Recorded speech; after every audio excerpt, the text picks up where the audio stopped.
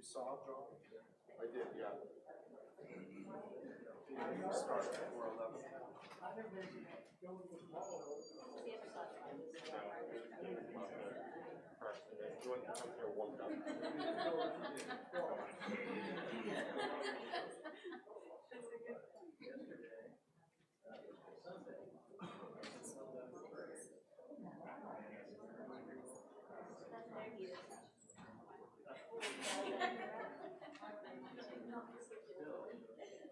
I would try and let him in, but I think he's already gone. Yep.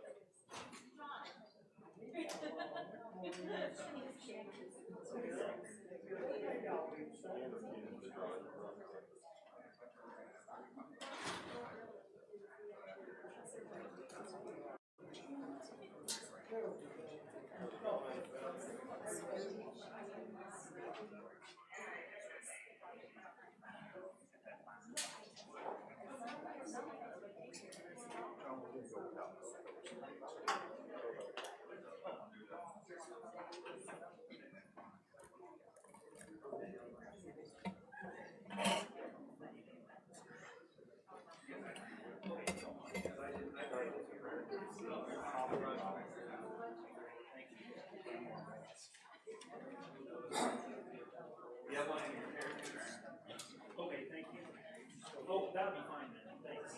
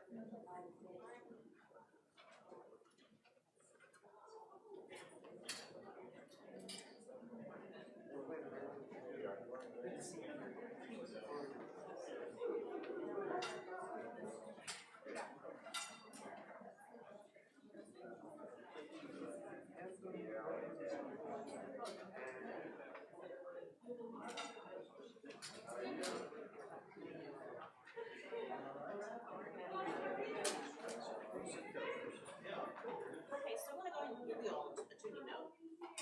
So they're gonna do a welcome, and then after that we'll play Mary. Right, yeah. And then they'll post a color. Post to the program, understand?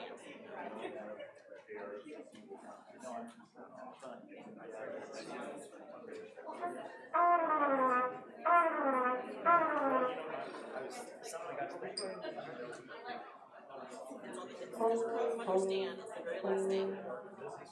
Oh, yeah.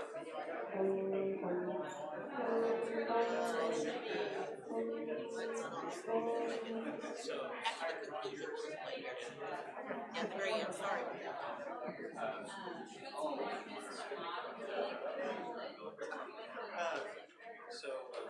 Well, but it's the same class. Army,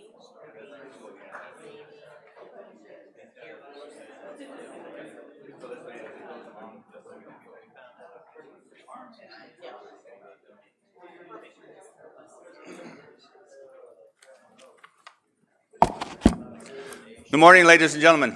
If everybody would, please start making your way to your seats. The ceremony will begin shortly.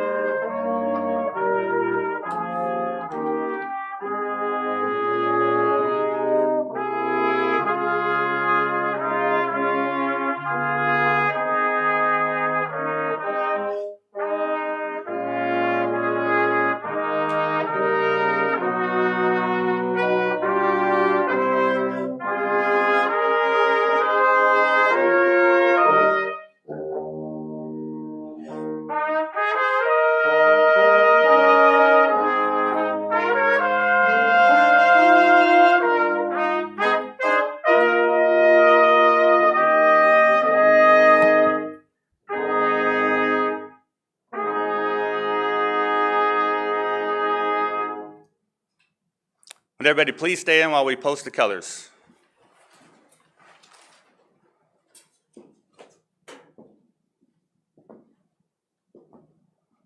Go. Hold. Then. Hey.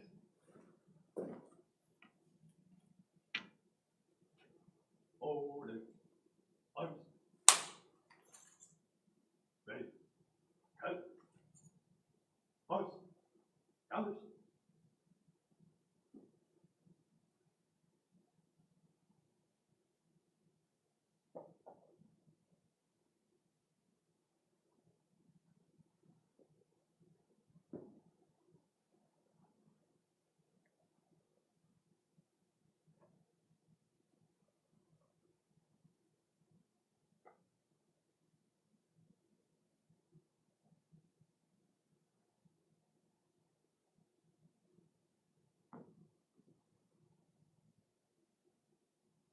Present. Arms.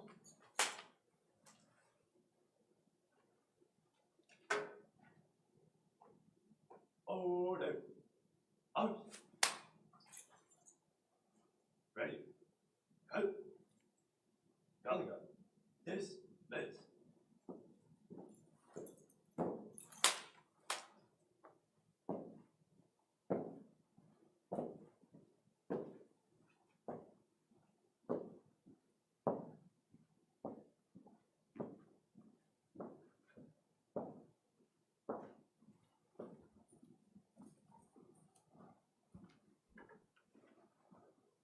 Good morning, everybody. Please remain standing, otherwise you're going to sit down and have to stand right back up. I would like to welcome our honored guests, our students, faculty, and staff of Drury University, as well as our Springfield community who joined us today. If you would, please join me to welcome Mr. Reverend Dr. Peter Browning as he leads Invocation.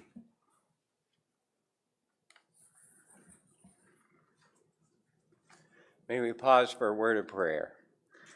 Gracious and loving God, we offer our praise and thanksgiving on this beautiful Veterans Day in the Ozarks. We gather here today to honor the veterans, to remember the fallen who sacrificed their lives for this country, and to reaffirm our commitment to supporting men and women who have answered the call to serve our country. With deep gratitude for their sacrifices and commitment, we lift up the contributions of veterans who served in the Air Force, the Army, the Coast Guard, the Marines, and the Navy. Each branch of the military has its own traditions and identity, but all come together in their desire to maintain a world characterized by peace, justice, and security. In this terrible time of a global pandemic, we offer our special prayer of thanksgiving and appreciation for the military contribution to the effort to fight the COVID virus and to keep people safe. With vision and determination, current and former U.S. military have lent their expertise to everything from logistics, medical care, and housing of the ill to vaccination research, and the result has been the saving of many lives. We pray blessings on their efforts and share our simple words of thanks. May all who work in the many branches of service know that they are valued. May all veterans know that we are grateful.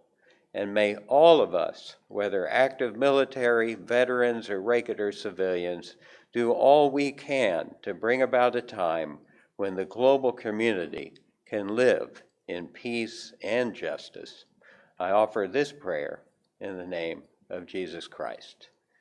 You may be seated. Thank you, sir.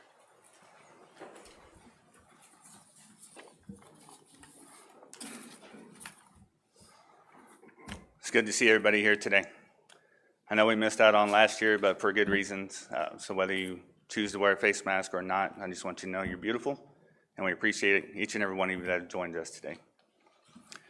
When Francis Scott Key wrote the Star-Spangled Banner over 200 years ago, he called America the land of the free because of the home of the brave. Those words are as true today as they were then.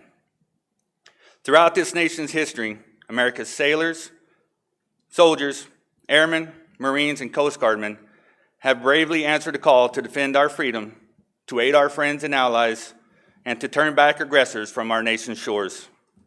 We can never fully repay our debt of gratitude to the more than 650,000 American service members killed in the line of duty, or the 1.4 million wounded still today.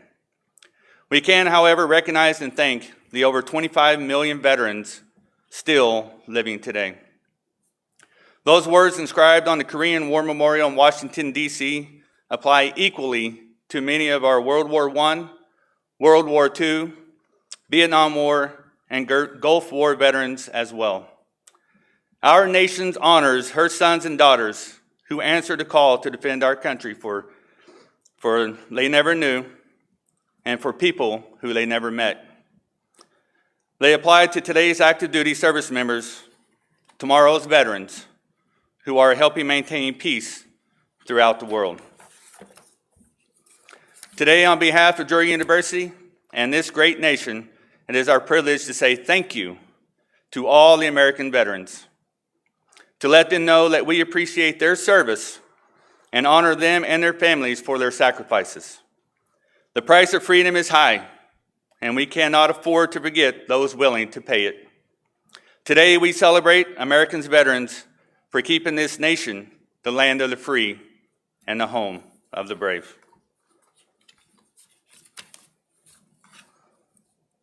Now, if you would please rise with me, while Security Officer Lance Howerton will lead us in the Pledge of Allegiance. I pledge allegiance to the flag of the United States of America and to the republic for which it stands, one nation, under God, indivisible, for liberty and justice for all. Please remain standing while we play the national anthem.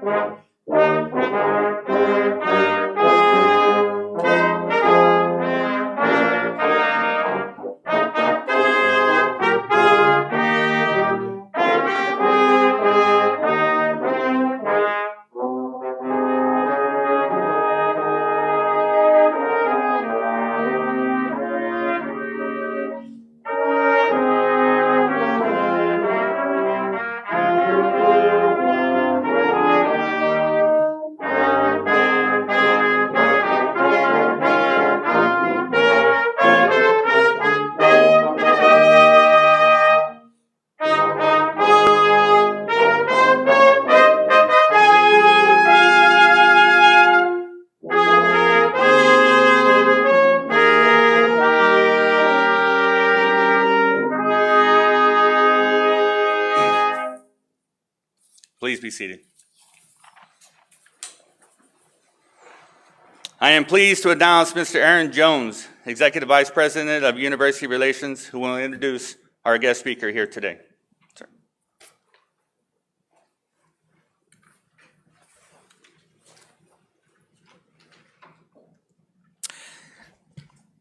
Thank you very much for coming today.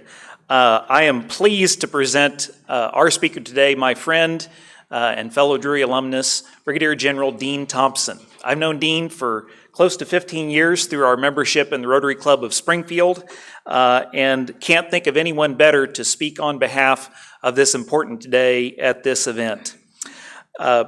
Dean Thompson serves as Brigadier General, Deputy Commanding General for support for the 99th Readiness Division. General Thompson enlisted in the Army Reserve in 1985 and has served across the United States and across the world, including Afghanistan, Germany, and Armenia.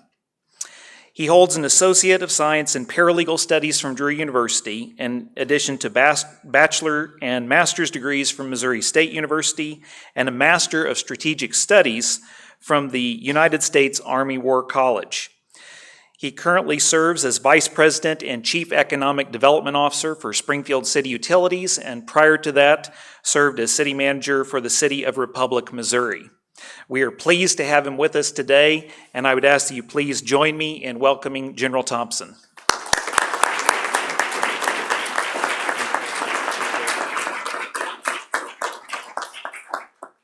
Hey, good morning, everybody. Before I get into my formal remarks, please join me for thanking the band.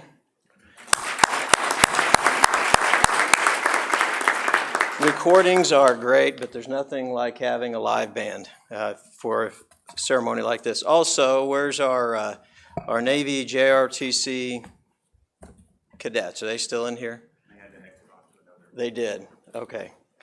There's no port close by, so I don't know where the Navy's going, but but also a shout out to them for posting the colors. Again, great job with them.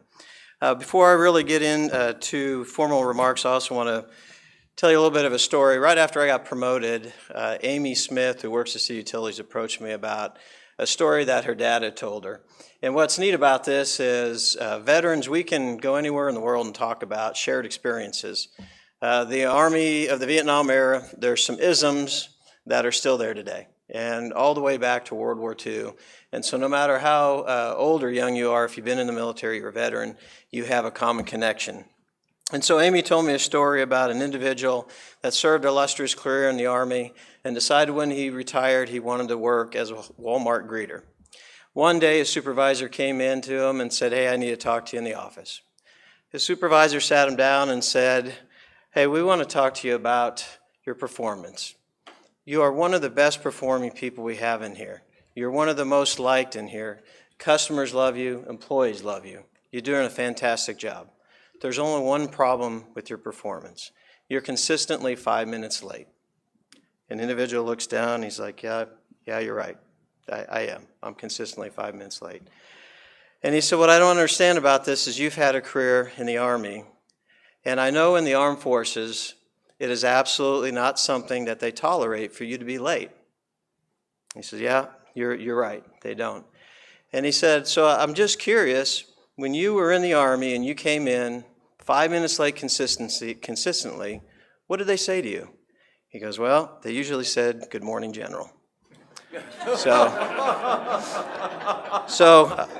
I try not to be that guy. I made it here on time. But that was her dad was a World War II vet, and again, just a cool story. So hey, good morning, everybody, ladies and gentlemen. I'm very grateful to be a part of the ceremony honoring our nation's veterans. I'd like to thank the administrators, educators, and students of Drury University for giving me this opportunity to share my thoughts on something very near and dear to my heart, remembering the services and sacrifices made by our military veterans. For nearly a century, Americans have celebrated Veterans Day on the anniversary of the armistice that ended the fighting along the Western Front in World War I. Our veterans' valiant service, however, dates back long before the dawn of the 20th century. Our men and women have been serving the nation even before we were a nation. As the first shots fired at the battles of Lexington and Concord in 1775, signaling the beginning of our first day of independence. During the past 2.5 centuries, Americans have been called upon time and time again to put down their plowshares, pick up their swords, and defend our freedoms and way of life. This legacy of proud and honorable service lives on within the brave men and women who wear the uniform today.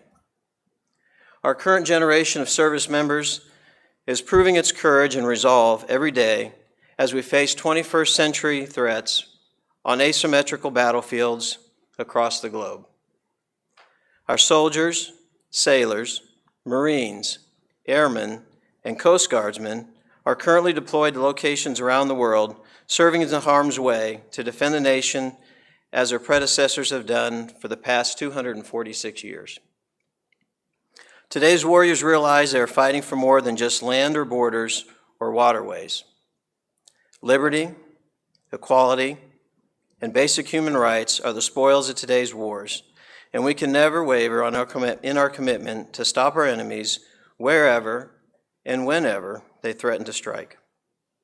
It is no secret that our military's greatest strength is the people who volunteer to serve in uniform. At a time when less than 1% of eligible Americans serve in the armed forces, again, that's eligible Americans, not Americans, less than 1/2% of eligible Americans serve in the armed forces, we must ensure our service members have the best possible resources with which to train and prepare to defend our freedoms and our way of life. Taking care of them to ensure they are ready to fight and win our nation's wars is our top priority. And while we are always looking forward to the future, we are always very mindful of the past and our predecessors' awe-inspiring accomplishments.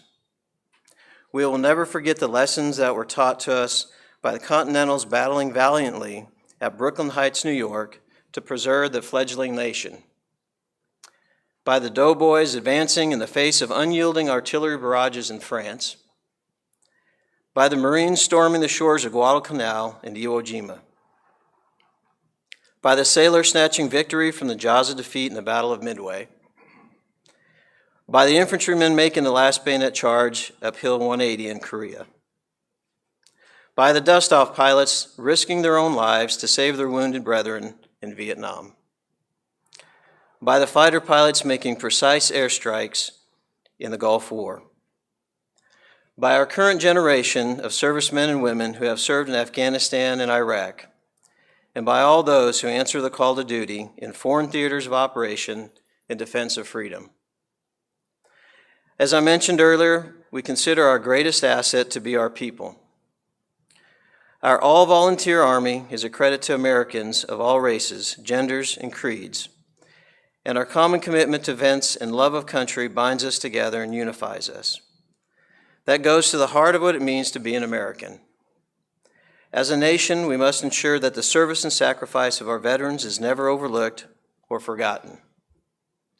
The Army believes that every soldier is a soldier for life and is committed to removing barriers to their success, both while in service and out.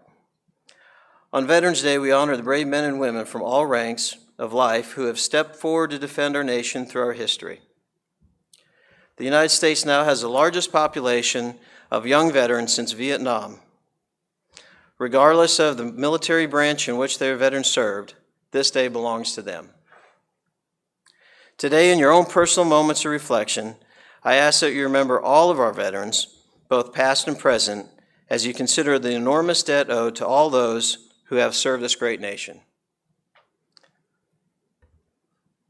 I ask, too, that you include in your thoughts and prayers the wives, the husbands, the mothers, and the fathers, brothers and sisters, and the sons and daughters of those who have served, are serving, or will serve in the future.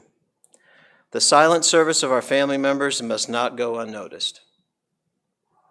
Soldiers live by the Army value of loyalty, duty, respect, selfless service, honor, integrity, and personal courage. Our veterans do not leave behind these values when they transition to civilian life. Right now, all across the country, our veterans are truck drivers, teachers, doctors, engineers, carpenters, social workers, mechanics, first responders, elected officials, and the list goes on and on. They continue to serve our communities by making positive contributions, building stronger futures, and inspiring future generations. Each year, we set this day aside across the nation to celebrate and pay tribute to America's veterans for their devotion, patriotism, selfless service, and sacrifice on behalf of us all. Our nation's veterans throughout our history have kept us free, returned home, and continued to serve in multiple ways. Today, we say thank you. Thank you to each one of them. Thank you to all of you that are veterans. Thank you to all of you that have supported veterans. Thank you again for giving me the opportunity to be a part of this Veterans Day celebration. And thank you for supporting our troops who continue to wear the uniform and make sacrifices today.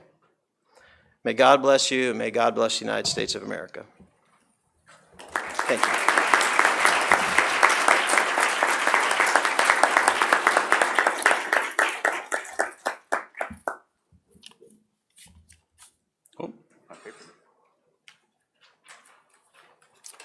Please welcome us as we welcome the Drury Brass Quintet while they are now playing the Armed Forces Melody Songs. And if you have a family member or know of someone that served in the service, whenever their song is played, if you would, just please stand and recognize them while their song is being played. And don't worry, I'll help out. I'll cheat.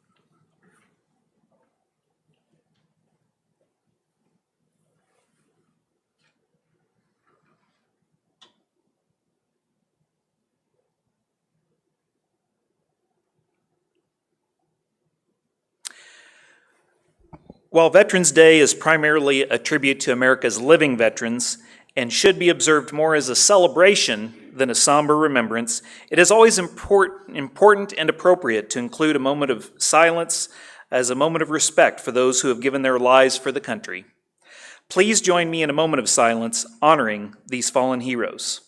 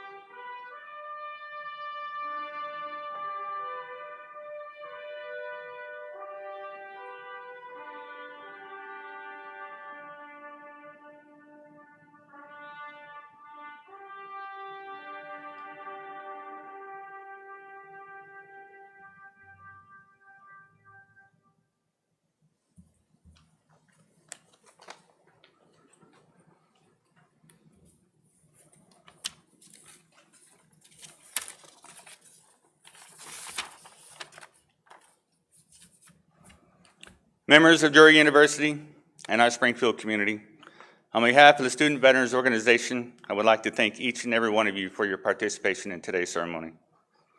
I would also like to give special thanks to Mr. Jones, to our guest speaker, Brigadier General Dean Thompson. Thank you, sir. Our Willard High School Navy JROTC, who had to rush away so quick to do another ceremony. And our Drury Brass Quintet for their performance during today's event. I would like to wish you a wonderful day. God bless our veterans, and God bless the United States of America. Thank you.